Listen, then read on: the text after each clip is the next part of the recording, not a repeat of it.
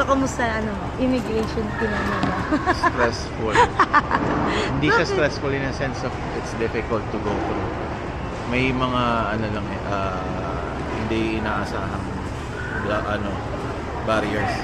Like yung boses ng immigration officer sobrang hina. Parang kulang na lang ilusot ko yung ulo ko sa butas. Yeah, well, yeah. Pangalawa yung very strict implementation nila ng one person at a time. Gusto ko yun. Nagustuhan ko yun.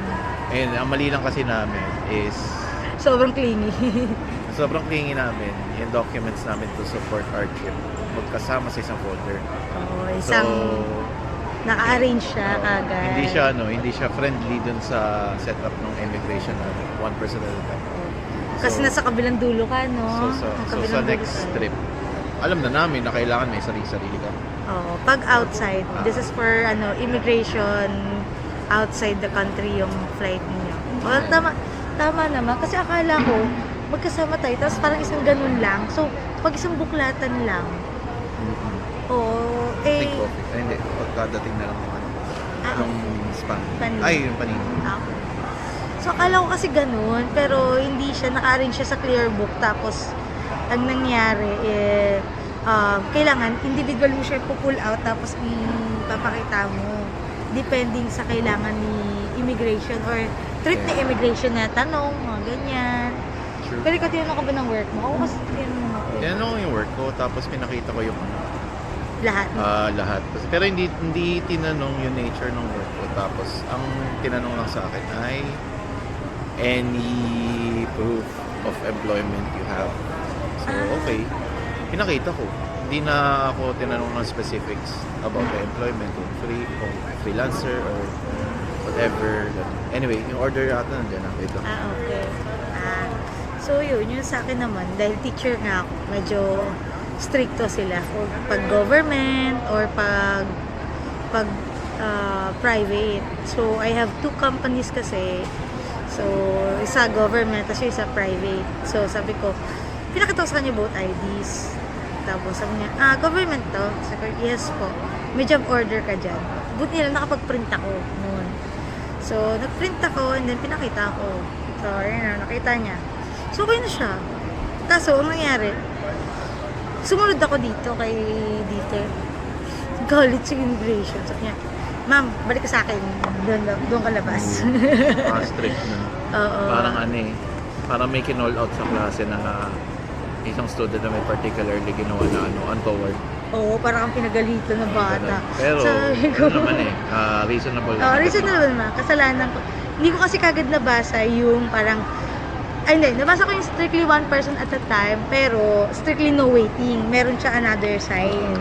Alam na namin na isa-isa kaya nga Kaya naghiwalay nga kami. Ang unang balak nga namin magkasunod, no? Oo, nandun ako sa likod.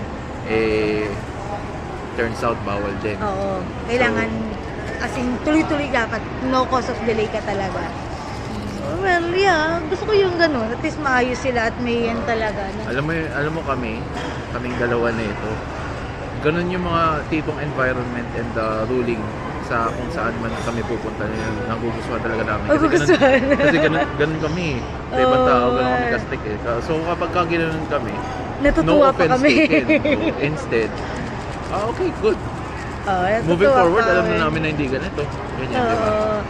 Kabado pa nga ako nun kasi sabi ko, ano yun? Ba't ako pero kailangan pala talaga kung saan ka pumasok, kung saan ka chinek, or kung kanino immigration ka, doon ka din lalabas, doon sa parang hallway niya na maliit.